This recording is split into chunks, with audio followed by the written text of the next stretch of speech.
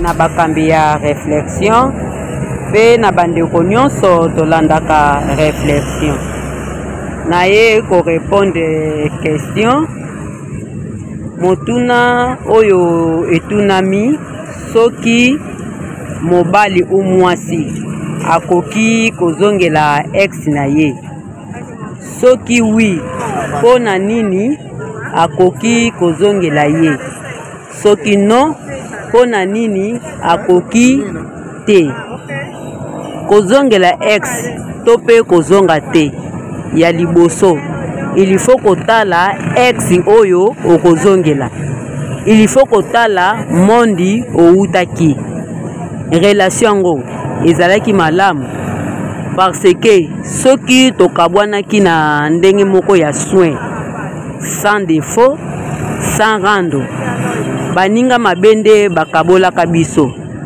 ou nasepelaka te na likambo moko asalaki nga naboyaka koyoka explication na ye esengaki tokabwana ou bien toswana te tobunda pe te mais biso mibale esengaki kaka topesa na distance do tokabwana na ndenge moko calme ndenge toloba kaka tala sima zonga mutu soki ba bien fait na ye ezoganga koleka bolingo pe esilaki vraiment te nakoki kozonga na non soki mabe elekaki ebele natika na défaut ba mauvais souvenir donc mawatro eza déjà falia bosana po na kozonga te.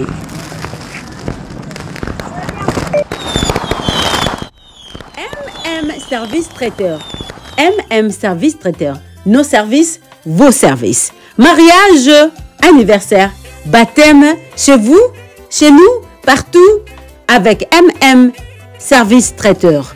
Sur place et bien sûr, importé et pourquoi pas, nous sommes là pour vous.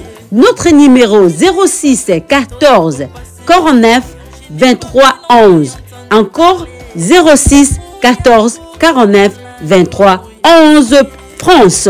Route de Vaucelas 91 580.